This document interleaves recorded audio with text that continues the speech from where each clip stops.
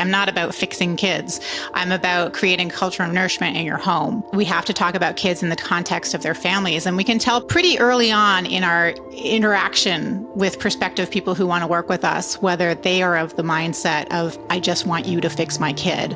And we are just not the right fit for that. Our next guest, Jess Sherman, is a functional diagnostic nutrition practitioner and is board certified in practical holistic nutrition. She focuses on anxiety and moodiness. Jess does focus on helping parents with troubled teens and kids, focusing on creating calm, peace, and clarity in the home. She wrote a book titled Raising Resilience and created a roadmap called The Roadmap to Resilient Kids. I saw somewhere that Jess's favorite words are curiosity and nourishment. I, for one, am curious about the way Jess is going to nourish our minds today. There's so much conversation about, healthcare crisis and people taking time off work and mental health crisis and war on drugs and all of this stuff. And if we really wanted to deal with that, we'd get to the kids because that's where it starts. One of the most profound statistics that I saw was that. Hi, my name is Chris Burris. I'm a longevity expert and the chief scientist at a lab focused on a longevity molecule. My primary focus is to help people live longer and better lives with science. Make sure to subscribe and share so you and your friends can live longer and better. Well, actually, so you and your friends can live beyond the norms. Hi, and welcome to the next episode of the Live Beyond the Norms Health and Longevity Podcast. Our next guest is another amazing practitioner that I met at Mindshare. Jess Sherman is a functional diagnostic nutrition practitioner and is board certified in practical holistic nutrition. She focuses on anxiety and moodiness. Just to give a little perspective, as this may relate to longevity, an article I found referenced an approximately 40% higher long-term mortality rate with people diagnosed with depression or anxiety. Jess does focus on helping parents with troubled teens and kids, focusing on creating calm, peace, and clarity in the home. She wrote a book titled Raising Resilience and created a roadmap called The Roadmap to Resilient Kids. I'm eager to jump into this as I have teenagers and I am interested in exploring her unique approach and its broader application. I certainly think we could all benefit from added calm, peace, and clarity.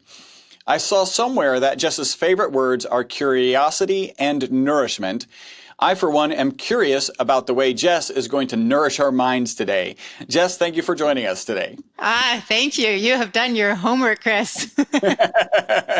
So you wrote a book, Raising Resilience. I believe that so I want to kind of dig back kind of into younger you and get a little bit of background about you.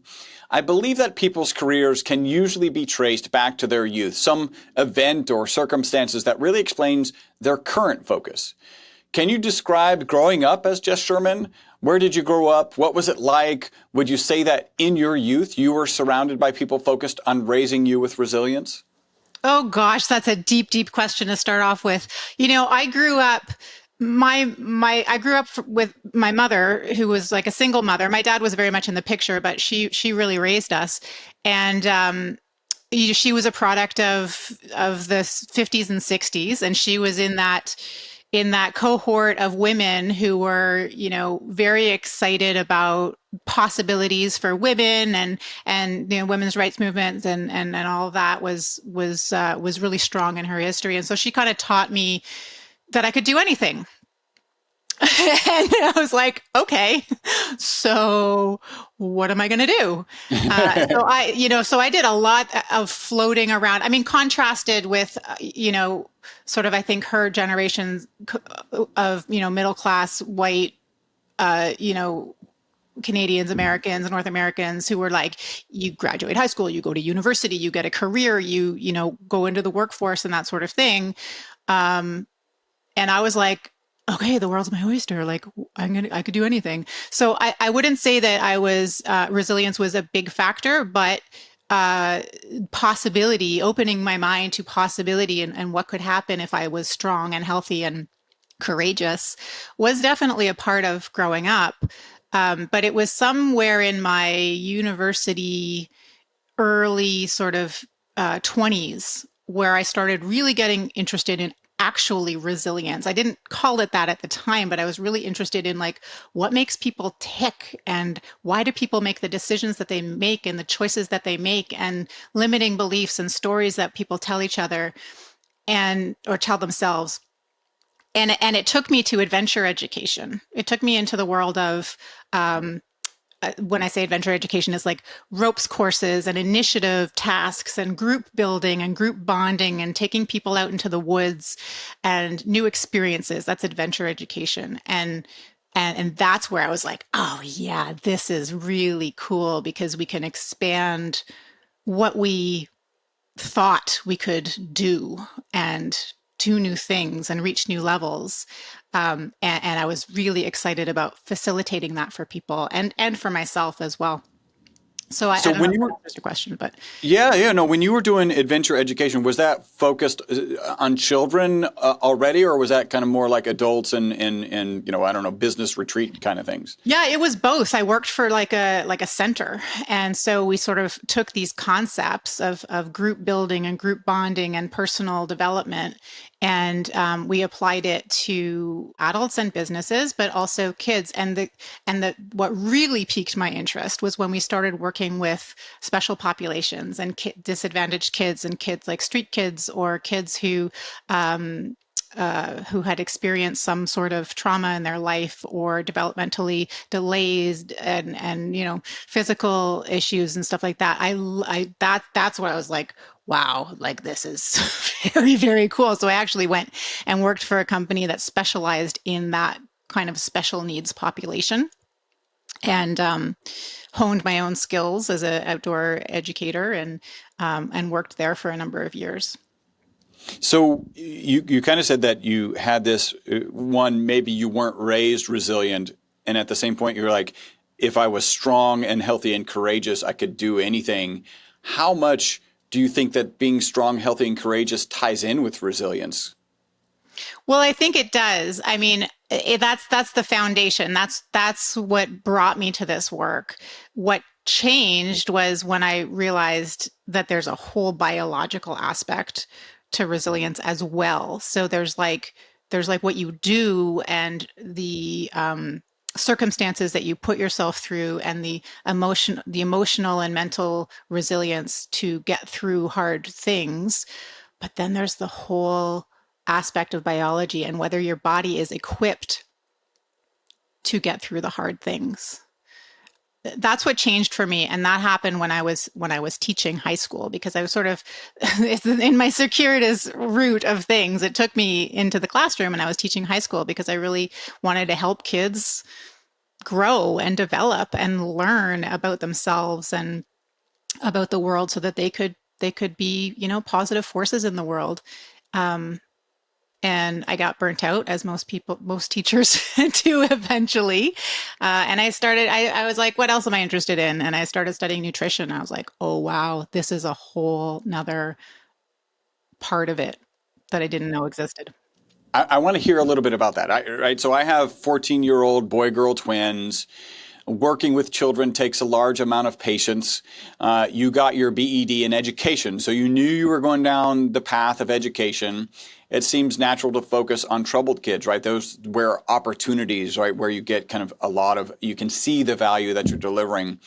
What I think is less obvious is bringing nutrition into that mix. How did you end up focusing on resilience in general? And then can you talk about how you first brought nutrition into your resilience efforts and maybe talk about that, bringing nutrition into your resilience efforts. Yeah, I think it was, I think one of my superpowers is being able to connect dots and see connections where other people haven't seen those connections. And so, I was going about my business teaching high school and I was working with kids who needed something different. And so I was lucky enough to work in a school where we could kind of throw curriculum into the wind and focus on the kids. Of course, we needed to teach them things, but we were very flexible about how we went about that. And I was doing my master's in education at the time. And I was writing about how frustrated I was becoming working in a system that didn't really foster resilience. It fostered education and learning stuff, but not resilience the way I was thinking about it.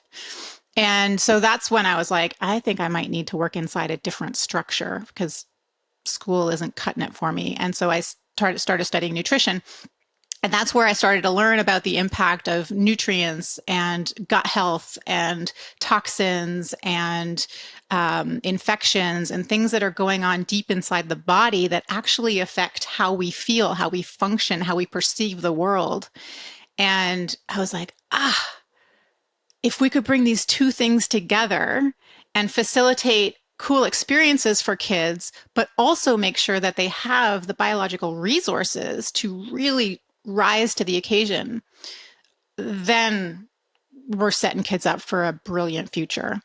So it sounded like nutrition, at least as you just described, sounded like maybe just another interest. And then you just started going down that path and then realized, oh, wow, this is something that's been missing from kind of my resilience focus all along.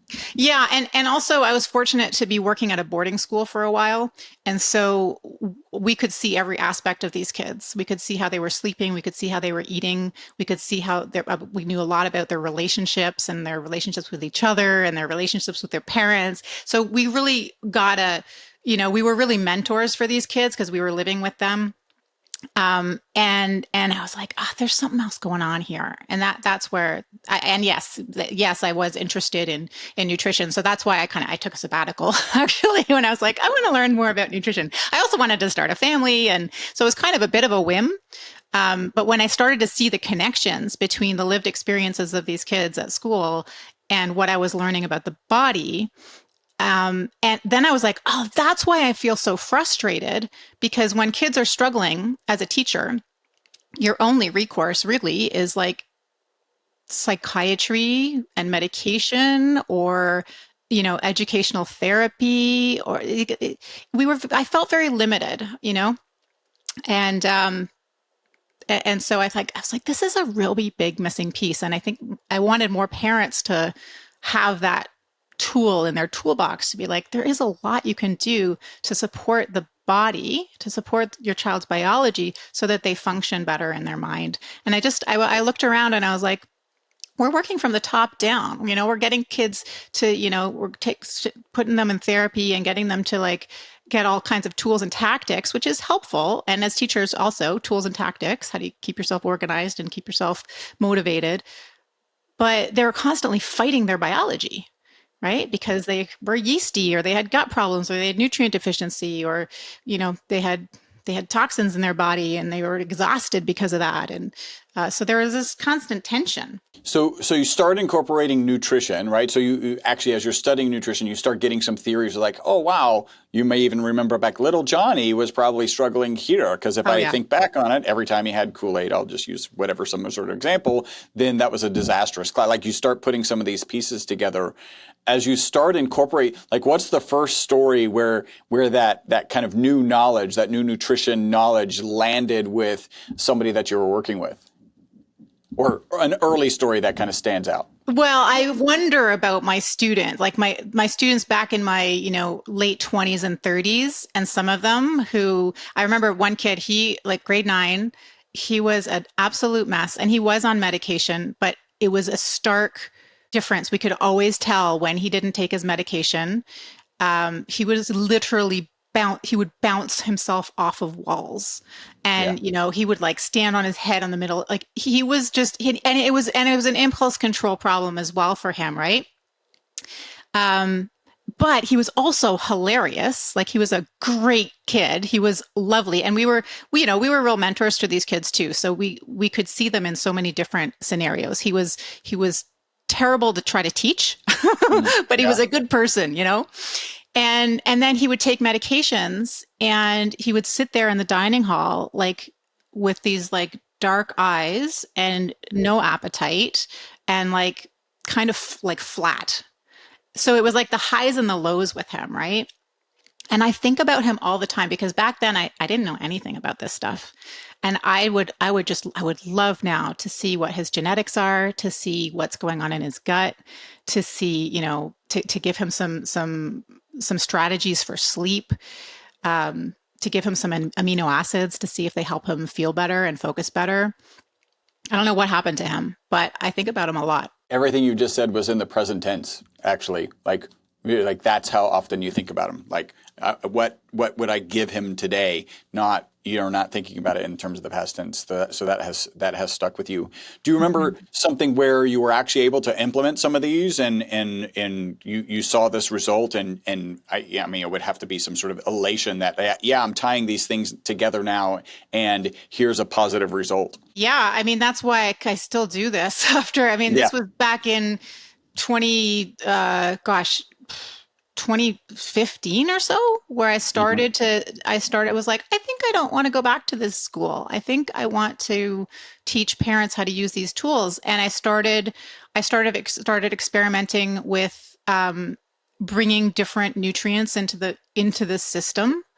I started experimenting with amino acids. Amino acids are amazing tools. These are nutritional supplements. They're the building blocks for protein. And yeah, I have multiple stories of kids who, or here's one, like parents. One parent, she had this 12-year-old who had never slept a night through the night in his life.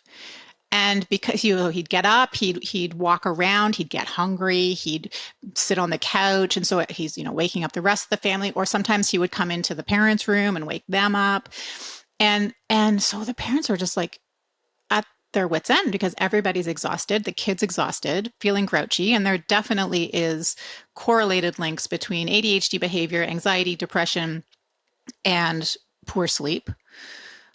And they had tried all kinds of things. They had tried all of these strategies that their therapist had given them. So what we did was we started from the beginning of the day. We made sure that he had more fiber in his diet and more protein in his diet from the beginning of the day to try to stabilize his blood sugar. We gave him a little snack before bed for the same reason, and we gave him some amino acids throughout the day. Particularly in that case, I think we gave him a combination of GABA and 5-HTP as nutritional supplements to try to just the way I think about it is like we're trying to turn up the volume on the feelings of calm and safety because we can't sleep if we don't feel calm and safe, right? So we're trying to turn up the volume, and GABA and 5-HTP do a really good job of that. And we gave it to him throughout the day and a little bit of melatonin before bed, just a touch, like half, I think it was like half a milligram. And he started to sleep. He started to just sort of slip into a restful state. And the trickle down effect of something like that is massive. It's on the family, right? Because everybody can get a good night's sleep. Parents are less worried about him. Mom was like in bed, like she'd wake up, but she'd hear him. She'd be like, "Oh, he's up again," and then of course she's worrying, um, and then he started to feel better. So it was just we need an inroad. We need to shift one little thing first. And for them it was sleep. And the amino acids were really important to that. From there, once everyone can breathe a little bit, we can be like, okay, what else is going on? Why does he need these extra amino acids? What else is happening? And we could do some investigation and figure it out. And when you're talking amino acids, you're like honing in on some very specific stuff, right? GABA, 5-HTT, as opposed to maybe a broad-based amino acid. Do you have a preferred brand, or what like, when you're going down that path? Uh, no, I do prefer targeted amino acids, like particular ones, because then we can kind of know what's working. But if we have like a real picky eater or someone whose digestion is really just a mess because we've done stool testing and things like that, you can do a broad spectrum one. There's a few on the market and they don't taste terrible, which is always a problem with kids. Yes. But amino acids will compete with each other. So you may or may not see a difference, but it's almost like putting a sheet on the bed, right? It's like, you know what, it'll do a little something. But then usually we have to layer on the targeted ones above that. And I base that off of questionnaires and testing and things like that to see what's going to be a good fit. Yeah, what a great story, right? To like, if you can help a whole you're not just helping the kid, you're helping the whole family and changing the whole family dynamics. That's pretty. Well, and that's I think really important, Chris. I think we can't talk about kids without talking about them in the context in which they live, right? Yeah. And so back in, I think it was like 2016 or 2017 when I had been working in a clinic for a while in my little, clinical space. And I was, first of all, I was like repeating myself over and over with my 9 o'clock and my 12 o'clock and my 1 o'clock families, right? Because Mm-hmm. I was like, they all have the same problems and there are similar solutions. So I started to see patterns, right? This is me connecting the dots. And then I was like, wouldn't it be cool if they met each other? Right. And they didn't feel so alone. They didn't feel like that crazy mom who thinks something else is going on in their kid. And so I left clinical practice and now I do it online in groups. And yeah, we do some one-on-one and personalization stuff, but the magic that happens when parents talk to parents about what's going on and what they've tried and what's worked for them and just supporting to be like, I know that really sucks. I got you. Like, vent, go. You know what I mean? It's really powerful. So that's why I decided that that I needed to change the format. Okay, so I think I saw one of your talks, or maybe you suggested that I should ask this. We spend a lot of money on anti-aging instead of children. How do you feel about that? Why should we be thinking about changing that? I mean, I work in the world of coaching. I don't work in the world of like big business. So to me, it's a no-brainer. It's like kids are our future. If we want to really, there's so much conversation about, healthcare crisis and people taking time off work and mental health crisis and war on drugs and all of this stuff. I'm like, if we really wanted to deal with that, we'd get to the kids because that's where it starts. I think one of the most profound statistics that I saw was that by the age of 40, half of the population will have experienced some kind of a mental health problem. But then what's even more striking is that half of those people, it was established by age 14. So that's when the kids are under our roof, right? And what it tells me is that people don't know how to take care of themselves, right? And yes, there are medical reasons for some things, right? But the larger proportion of folks, if we can teach our kids how to take care of themselves, and that means how to eat, but it also means how to sleep and how to engage in healthy relationships and how to communicate and how to keep themselves hydrated and just understand a little bit about how their body functions.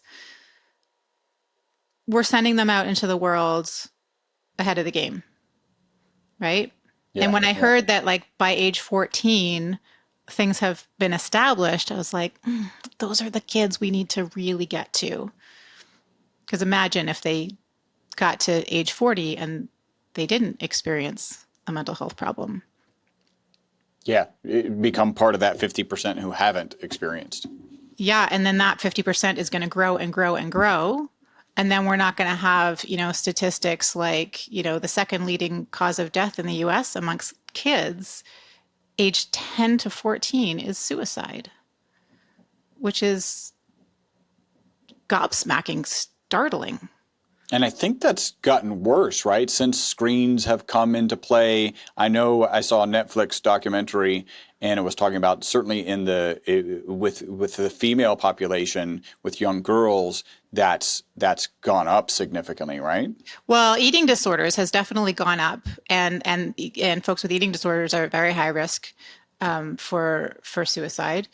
So yeah, I mean, we don't have to look far, and we don't have to dig into statistics too deeply to recognize that things are getting worse, not better, right? Anybody who works with kids, anybody who's around kids, anyone who has kids or knows their kids' friends, things are not as good now. And having worked in the classroom back when I did in the early 2000s, like things are much worse now. It's really hard to teach right now. Like kudos to any of you listening who are teachers. Like it is, it is really hard.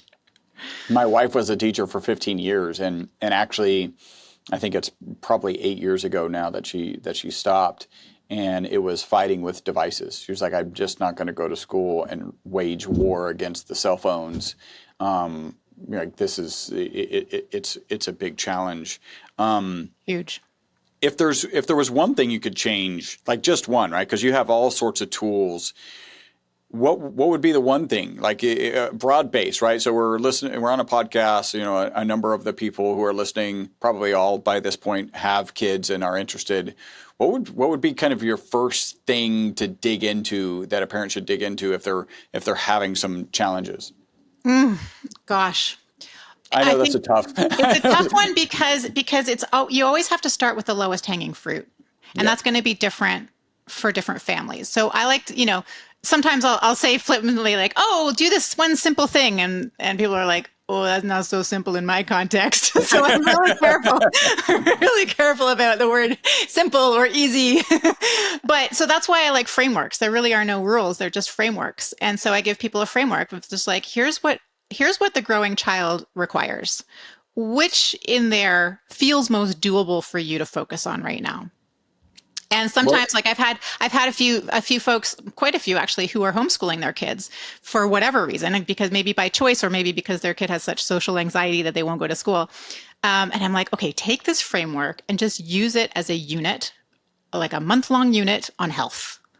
And take these 5 things, get your kids to research them and look at them and decide which one's important to them and focus on the one thing and go from there. so talk about that framework. Like what is that framework, right? That's the roadmap to resilient kids framework. Is that correct? Well, it's part of it. It's half of it. Yeah. And so I talk about it a little bit in my book, but since I wrote my book, I've kind of expanded on it. So the roadmap is a little bit more up to date. But yeah, the first part of it is just bringing the body more of what it requires, what it expects, what we have developed to need, which is not rocket science, but in our busy world, it becomes one thing to know it and another thing to make it happen. So it's real food, right? It's real quality food. It's clean water and clean air, which I group together. It's laughter and play and movement, which I group together. It's restorative sleep, and it's connection. These are the things that our kids require in order to grow healthy bodies and healthy minds. That has not changed for millennia. Like it's never changed. What's changed is the speed of our lives and the busyness of our lives and the things like devices that get in the way.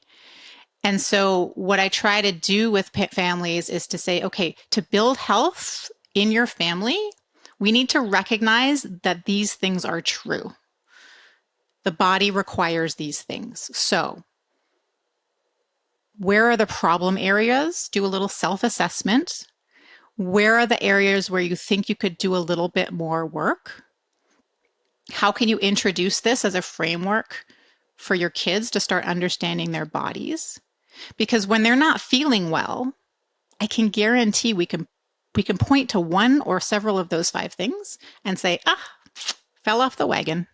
Let's just get back on there. Let's just remember to take our water bottles, or whatever, whatever it is. So, so that's what I call like developing a culture of nourishment in our home. In our home, we take care of ourselves. How? By focusing on these 5 things. Are we going to do it all the time perfectly? No, of course not. But when we're not feeling well, we can look and we can use it to get back in the saddle. And when we are doing well, we can be like, oh, all these, I've got all my check marks. I'm doing all the things, right? So that's, I call them the core nourishment needs. And we spend a lot of time just coming back to them and just being like, oh, where do we need to work? So we've got real food, clean water, clean air, connection, laughter, and play. I may have missed one. Sleep, restorative sleep. And sleep. Yeah. Yeah. How did I miss that? Probably need to. Because you're tired. Ironically. Is there any one that tends to pop like first, like it just repeatedly, this is the problem, or is it really kind of an even balance, or what does that look like? It's usually a bit of an even balance, I'd say sleep kind of pops out quite a bit. Kids, staying up too late or not getting restorative sleep or interrupted sleep, that sort of thing. That pops up a lot, and picky eating pops up a lot as well, of just like, I just can't get the good food into my kids. connection actually comes up an awful lot. It's like, how much time, I hate to be the messenger, but how much time do you actually spend with your kids? Like, do your kids feel safe with you? Do they feel like you are their person? Do they feel connected? So we talk a lot about, attachment styles and connecting with them and parenting tactics that really foster connection. Language, I'm huge on language, probably because I was an English teacher, but the language we use around kids to foster safety and security versus, animosity and stress. The movement one and the laughter, sometimes that one takes people off guard, because I'm like, do you laugh with your kids? Like, are there fun times? Do you ever play with your kids, and do fun activities with them? Because oftentimes it's like we take our kids to go play and then they do their thing and we sit there on our phone or whatever and we wait for them to be done. But engaging with your kids and playing, going to their sports events with their older kids and like really engaging and being a part of their athletic experience. So yeah, it really is a cross. Now let me also say, like, that's the first part of our framework. There are all kinds of things that get in the way. And people who are like, I'm doing the best I can. My kid just won't eat the food. And I'm doing all the things around sleep and they're just still not sleeping. And then we get into the second part of the framework, which is like, okay, where is there extra stress that we can, like, where's this biological stress that's interfering? So there is a whole nother aspect to it. But first things first, like a lot of those, pre-14-year-old kids who don't feel well will feel a whole lot better if we can restructure our home life to incorporate all of those healthy things. One of the things that just popped into my mind is the way that children interpret things, right? How they process things, because sometimes it's extremely faulty. And I've got a great example. My son one day, recognizes me as being a busy and, at least in his mind, successful guy, and also has this parallel that busy and successful men miss children's events. And so one day stated to me that I don't make all of his events. And I was like, Alan, what have I missed? Like, just name one. I think I've been late to one. And so his perspective on busy, whatever successful men in this context was that they are going to miss events. And so he, like, in his little mind, had me having had missed events that I never missed. And so I don't know if you've ever bumped into anything like that, but this type of communication with, like, you really have to have a lot more communication than I think you think, right? I even had one with my daughter today. She was absolutely convinced about something being true. And I was like, it may or may not be true, but you should also be open to the understanding that your brain fails you sometimes. And sometimes you don't remember things appropriately. And I don't even care. Like, we don't have to call mom and prove you right or me right. I'm just saying you might be wrong, even though you remember it concretely. I don't know if that fits or if any comments come. Sure. Yeah. I mean, this is why I'm so interested in language, because we will on the regular distort language to serve our purposes, and especially kids when they're under stress. This is why, you're like, I've told you 1,000 times and they just didn't hear it, or that's not what I said, or that's not what I meant, but that's how they perceived it. Like, this is a thing that we do in our brains to construct a world that makes sense to us. And so we do need to regularly check our language. And you mentioned at the beginning, I can't believe you picked up on that. One of my favorite words is curiosity. And it absolutely is. And it's one of those guiding principles that people can use in their parenting, that when things like what you just described come up, you can get curious, be like, isn't that interesting that that's how you heard it? And just leave it at that. You don't need to explain yourself away. You don't need to prove, like you said, we don't need to prove that I was right or you were like, isn't that interesting that that's how you perceived what I said? And then they're like, wait, what? But it's a different conversation. Yeah. I think in that case, yeah, it's just fascinating, right? Because the misinterpretation is a good friend of mine is a human behavior expert and really the kind of the best therapist I can imagine. He's not like, hey, come talk to me once a week. He's like, let's dig in, let's solve something. You're actually kind of, if you think of it as layers of an onion, he's peeling back one onion. It's called the subconscious rapid transformation technique. It is something that he created. And we're just constantly talking about like all of this happens in the 8 to 14 year range where they just children don't have the ability to process information like adults. And they also have the I am the center of the universe complex. Like that's certainly true and that's going on. So when things are going around them, they see them as their fault, right? As their responsibility. Even, a parent's divorce is usually, probably 99.999% of the time, has nothing to do with the kids at all. It's the relationship. Kids may add a little stress, but it's the relationship that's the problem, and they'll take responsibility. And so, I don't know, I just find all of it fascinating. Hey, super quick break from the podcast. Hopefully you're loving it. This is a way you can support the podcast and take advantage of a great offer.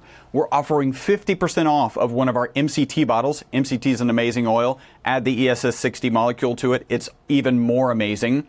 All you got to do is leave a review on iTunes, send us a notification that you've left that review. We'll get you a coupon code that'll get you 50% off of our MCT oil and free shipping. Back to the podcast. You've got these things that you're helping families focused on the kids. How much of that ends up being translated into the whole family unit, right? Because if you start talking about real food, hey, your kid needs to eat real food. Oh, but I don't eat real food. So how do we make that happen? Well, you have to make changes. What does that look like? Yeah, absolutely. And this is another part of that piece of like, I have no interest in fixing kids. Like, I'm not about fixing kids. I'm about creating culture of nourishment in your home. And we have to talk about kids in the context of their families. And we can tell pretty early on in our interaction with prospective people who want to work with us, whether they are of the mindset of, I just want you to fix my kid. And we're not the right fit for that. Like, there are people who do that, but I'm like, there's nothing wrong with your kid. Let's look at the structure. Let's look at the structure in which they're working. And it ties back to like how I was feeling as a teacher in the system of school. I was like, I'm a really darn good teacher and I'm working with amazing teachers. And I don't like the system in which I'm working and I can't really change the system. So I'm going to find another system to work in. And so I created my own system to work in. Right. So yeah, it's the same thing. We have to look at the culture in which our kids are growing. And, you may not be able to do anything about the culture out there, but you can certainly do something about the culture in your home. So, yeah, often parents will be going through the questionnaires that I have about their kids and like, oh, I think this is me, or this was me as a kid, or wow, because by the time they're adults, they have really good masking techniques, right? Be like, oh yeah, I saw this happen in my family. And so we talk about that a lot because you can't help your kids if you have no capacity as a parent. So sometimes we have to like pause. Let's just make sure you're sleeping. Make sure, we have some strategies so you can stop worrying so much about your kids because my goodness, the amount of energy we spend worrying about not knowing what to do. Like, so let's just take that off.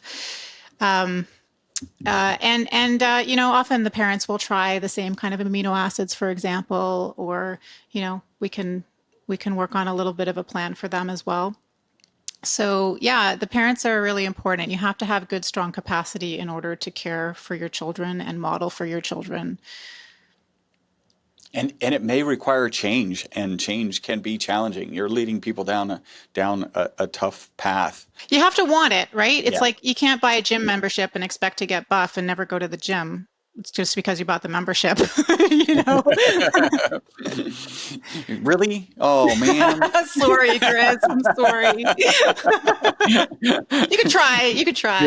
Yeah. It can't hurt. Yeah. But at the same time, if you buy the gym membership and all you do is go hang out at the gym, you will eventually get inspired to do some work.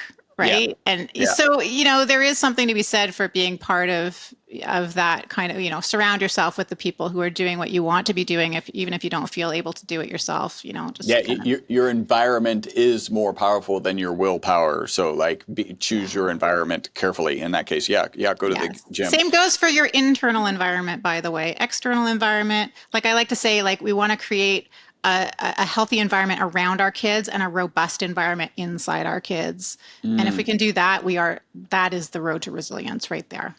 And then when you're talking about a robust interior environment, like what do you mean in that context?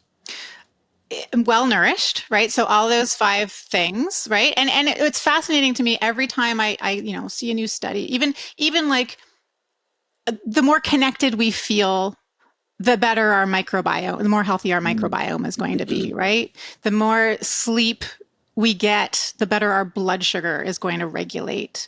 So it's all connected. The core nourishment needs, I'm constantly going back to them to be like, this is working on detoxification and microbiome and all of the big buzzwords today. As you do these really simple things with your kids, it's working on all of that stuff too. So, yeah, the environment outside, the environment inside, they're very, very much connected. We can really no longer, it's like, we can't see ourselves out of context. We can't see our kids out of the context of their family. It's like circles within circles within circles. We're getting very meta here, Chris. Yeah, But yeah.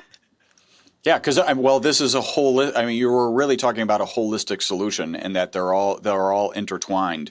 So you talked about some of the key things, like what does the body need?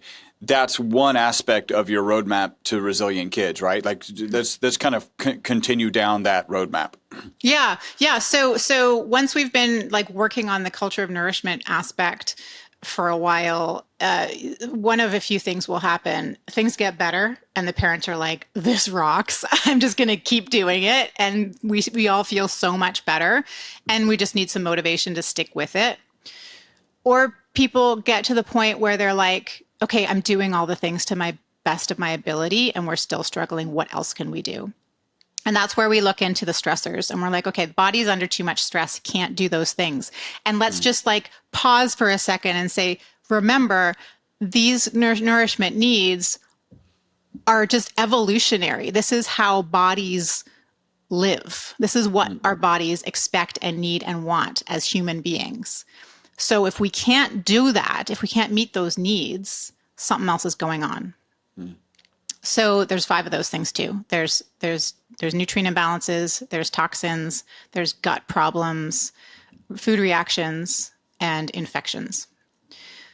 And that's where, we can get into functional lab testing and we can peer under the hood and say, okay, what's actually going on in there? And we look at those pieces, and 10 out of 10 times we find something when we look. Yeah. Yeah. So that's if they're not able to really do anything relative to the culture of nutrition, right? Nourishment, the culture of nourishment, then you might start digging deeper. Yeah, like, okay, I'm trying to offer really healthy, good food, but my kid insists on eating Cheetos all day, right? Or we've got good high sleep hygiene, we've got good bedtime routines, but my kid is still waking up in the middle of the night and having nightmares and coming into my room, and so those sorts of things. Like we've put the structures in place, we've created the right environment.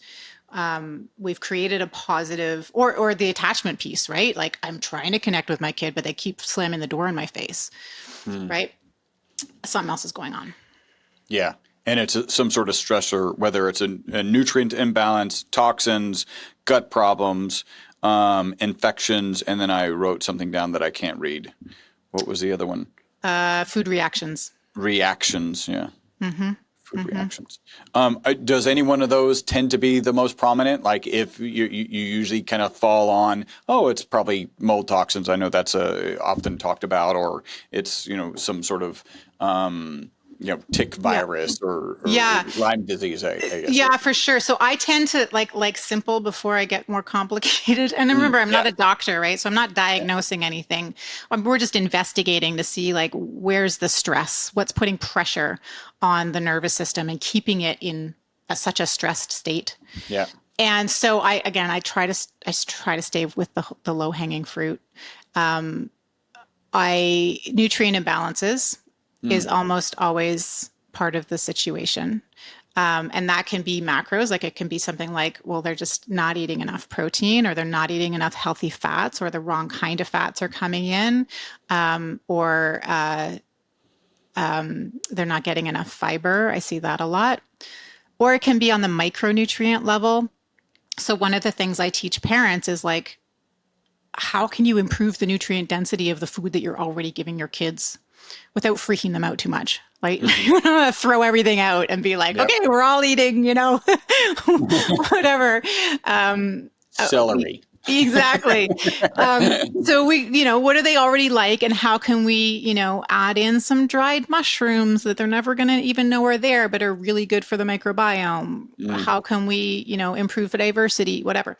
So, on the micronutrient level, I see a lot of zinc deficiency, B vitamin deficiency, copper overload is one. Not being able to use your copper very well. That's a big one. That's gonna interfere with your catecholamines and your dopamine, your ability to think and remember. A lot of the volatile behaviors, the explosions, especially when there's like explosions, and then their kid will come down and be like, I don't know what just happened. That can be histamine, that can be copper. So I have a whole, checklist of things that I go through to see which are possibly or probably part of the picture, and then we can follow up with blood work to see what's actually going on in there. So that's a big one. So we've got kind of first the culture of nourishment. Second is stressors. How many more do we have so I can kind of manage time? Like, or is that well, that's it. Focus? That's it. We get more, Okay. more of what they need and less of the stress that's causing problems. How much of this is mindset? And I've got a particular reason to ask this, but you've got the mindset of the child and how much work can you do there? You've got the mindset of the parents, and you've already talked about that. Some of it is like, please fix my kid. That's not exactly how this works, right? That's kind of like, please fix my wife, or please fix my husband. That's not exactly how good therapy marriage works. Yeah. Mm-hmm. Right. How does mindset come into kind of all of this? It's big. I mean, it's always big. It's always big in every aspect of life, right? And so I do like to take parents through, the same kind of visioning that we would do as entrepreneurs. Like every time I learn something about business and entrepreneurship, I'm like, oh, it's kind of like parenting. It's like we are the CEO. I even say that, like, we're the CEOs of our families. We have to have a vision. We have to put a team together. We have to know when to reach out for help. We cannot do it. We will go bankrupt if we try to do it all ourselves. We have to surround ourselves with the right people. We have to get in the right rooms. So it really is similar, raising a family, to running a business. We have to talk to our partners if we have partners in the business, right? We can't just be ships passing in the night. We have to get on the same page with our language and our vision and what it is that we want and our priorities. So mindset is huge. I do like to, get parents into the mindset of, imagine your perfect life. Like, what does your perfect day look like? Write it out first person as if it's already happened. And so the sort of NLP type, let's just put ourselves in the role of success and attract it. That's very, very powerful. And kids pick up on energy. Kids are very energetic little creatures. And they know when you feel defeated and run down, and they know when you feel positive and secure. And they change depending on that. So the thing that popped that into my mind is I know that my son is very much wired negatively, right? So there are very few things that he'll say yes to, even in the beginning. Now, if it's computer related, it's a yes. There's a couple other things that are yes, mostly electronics related. Also, I would say ice skating. But literally everything else is a no. Do you want to go to dinner? No. Do you want to eat here? No. it really is, and I've been working on him, like you've got to understand, telling Alan, you've got to understand that your mind is wired this way. There's nothing wrong with it being wired this way, but it doesn't serve you in the long run. Like you've got to start, I heard this meme the other day that I started using, you have to start talking to your brain, not listening to your brain, right? Because your brain is wired this way. We see it day in and day out. Now let's look at, like, how do you start speaking to your brain and having a different path? I don't know if you've bumped into that or that resonates with you. Yeah, anymore. I have. And the sort of related piece is the kids who are like, it's everybody else's fault. Everybody's against them. So part of that, I really like running genetic tests and seeing, like, actually, how do you use your serotonin, your dopamine, and your GABA? Because those are I think of serotonin and GABA are like the yes molecules, and dopamine too, to a certain extent. So that's part of it. I really like explaining that to kids, to be like, this is how you're wired. This is your tendency when you're under stress, because genetics don't mean anything until the stress factor comes in there, right? But then the other part of it is teaching them to take that break. Like sometimes it's just an impulse. To be like, no is the impulse. And then like 2 minutes later, it's like, okay, yeah, I do want to do that thing, right? So from a parenting perspective, it could be like, okay, that's your first answer. Let's just take a pause and see what happens next. One of the things I think kids really don't like is to be rationalized out of their opinion. So it's like, oh, you don't really mean no. So we're just going to wait a second until you say yes. Like, that's not what I'm talking about. But that's that curiosity again, like, oh, it's really interesting how you say no to everything. And then moving on and allowing them the space to change their mind. Yeah. And so there's a lot of aspects to it. We have a whole section in my roadmap about attachment, and attachment parenting is fascinating, and it's very misunderstood. But it really has some amazing tools, and I've brought a few guest speakers in to talk about it, because it's not my area of expertise, other than just being a mom who believes in it and doing some training in it. But there are some great child psychologists who really focus on the language that you use that fosters attachment and connection. Because for a kid to say yes to you, they have to trust. There has to be some trust there. And I'm not saying there's no trust between you and your son, and just saying there might be an impulse of just like, this isn't safe. I'm going to say no. And then they remember, oh yeah, it is. Okay, we can do the thing. And I see that a lot in picky eaters too, right? It takes some trust for a child to accept food into their bodies. And so we just, we look again at the language, we look at the connection piece, like, where's the disconnect here? Why are you not trusting that, I don't say this to them, but why are you not trusting that I have your best interest in mind? Yeah. And that's a whole other thing to unpack, like where that comes from. And it's almost never because of something that a parent did or didn't do. It's just how things evolved over time.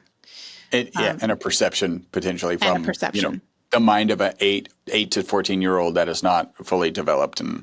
But having said that, if there are some nutritional imbalances or some genetic vulnerabilities that you didn't know about when they were a baby, say, and there was some sleep training, or there was some early caregiving, and you had a very sensitive, I'm not saying you, but had a very sensitive nervous system in that child that you didn't really know how sensitive it was. And there's all kinds of parenting things that we do that would be really overwhelming to the sensitive nervous system. And we don't even know that we're doing them, because our society isn't really set up well to nourish kids. So we just start to unpack that and just say, oh, that's interesting. Okay, that's interesting. Whatever it is, we're dealing with a very sensitive nervous system. Here are some things that will make it worse. Here are some things that will make it better. Let's move forward, not look back and start blaming. Does that make sense? Yes. Yeah.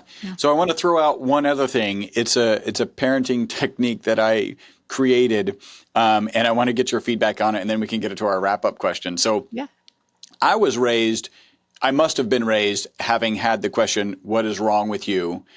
because it's something that comes to me regularly. I don't know if this is all parents or some parents or a majority of parents. It would make me feel better if it was a larger majority, but it's okay. Oh, What I yeah. did early with You're my not alone children. on that, Chris. Just by the way, Okay. you are Okay. not alone. Yeah. What I did early on, and I think it's really smart, and it's part of the reason I want to share it, also get your feedback, is what is wrong with you is now a trigger, right? Like this key trigger where if I ask it, then I stop the conversation and I'm like, Alan or Kaylee, what is wrong with you? And they respond, nothing. Now they're 14. Nothing, Daddy. I'm just a 14-year-old. And so it actually causes me to stop what I'm doing, right? And then causes them to stop what I'm doing. And sometimes I don't even say it. I just think it. And then I'm like, hey, let's stop this for a second. What is wrong with you?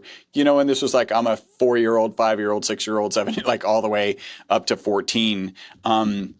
And I think it's good to like in the heat of whatever the situation is where you're actually throwing out what is wrong with you to kind of pull it all back and say, you know what, there's nothing wrong with you. Like, I could say the same thing with me. Chris, what's wrong with you? Nothing. I'm just a human and I make mistakes. Yeah.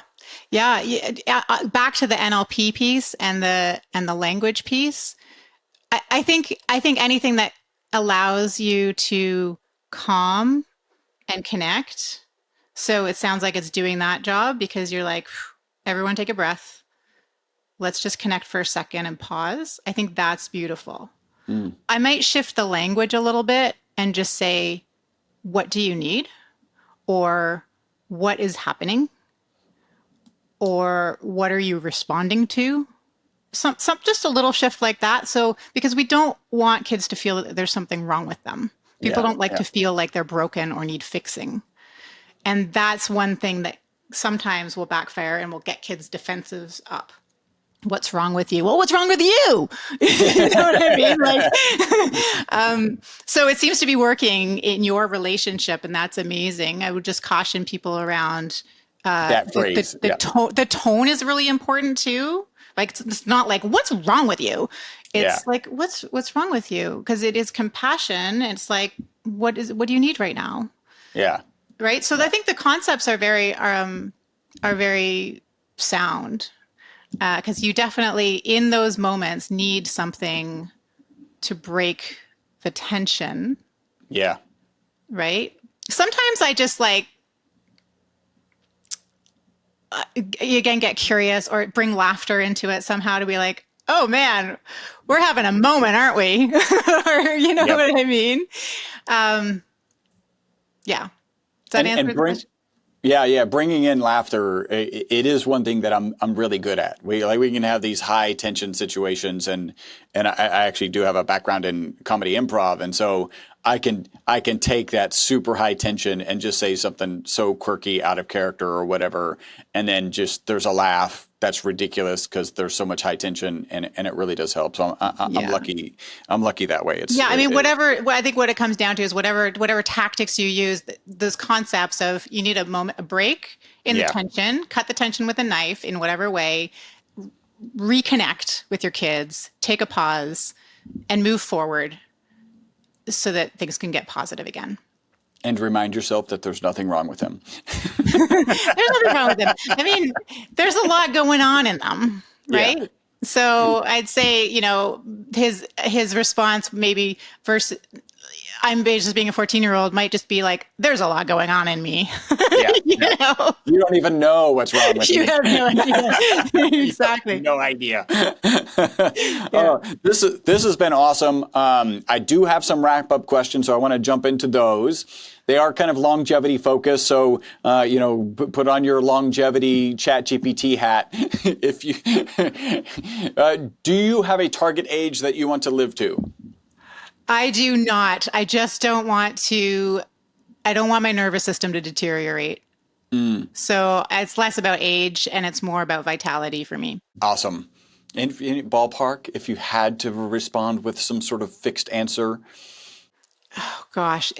Things are going to be so different in 30 years from a medical perspective. Like I see my 99-year-old grandmother and I'm like, I do not want to be that old. And right. I see people with cognitive, I'm like, I don't want to be that old. But who knows what's going to happen when I'm at that age? Maybe it'll be just fine. So I really don't know what the number is. All right. I'll put the average for What is the you want to average? beat What do the most people average at say? least? What do most people say? I think it's probably around 80 is like where people are currently most comfortable with, and I think that's going to shift. I think we're going to see some massive shifts. There's just so much more medical information coming out, and we're able to do things so much better. You throw in AI, good or bad, whatever. Yeah, Like I that. agree. I mean, if I can be mentally competent and physically well and fit and do things and I'm, over 100, yeah, I'm Sounds there. good. I'm down for that, but I don't want to be, sitting at home waiting to die. Yeah, I think that's fair. So this might even be tougher to answer. How long do you think humans can live? Yeah, that is a really tough one.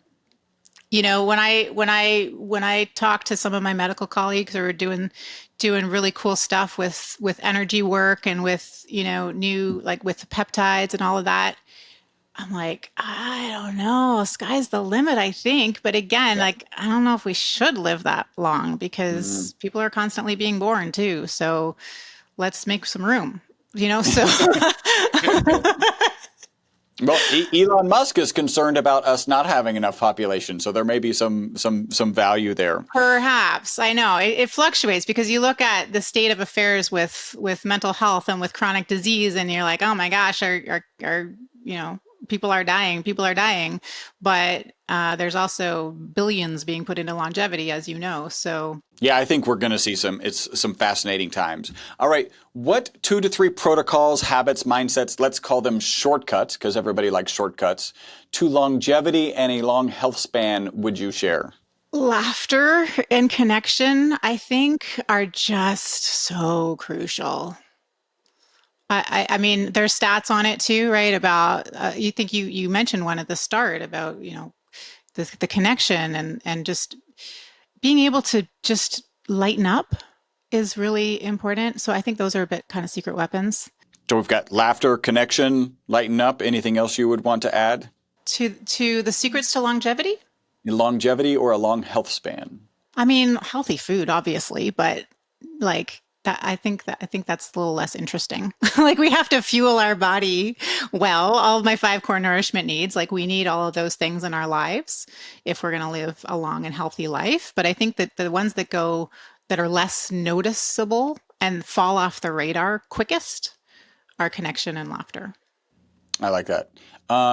How about 1 to 2? This can be tougher, but 1 to 2 things people get absolutely wrong regarding longevity and a long health span. I think it's the same as my last one, is that connection to sense of purpose is so important. There's a lot, being put into medical advances and all of that, which is important. And yeah, it'll help us live longer, but quality of life, quality of that longevity matters. And I think the connection piece, the connection to self, the connection to other people, the connection to purpose, I think those pieces need a little bit more highlight because the thing it's so fascinating. We talked about this. Like when you have those things in place, you also have better nutrient status. You also have more regulated hormones. You also have a better gut microbiome.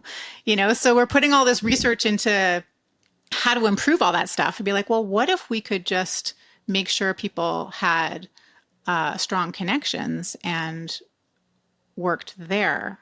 And that's been looked at too, right? There have been longevity studies on that through churches and through self-development and all of that as well. So I don't think I'm all out of left field.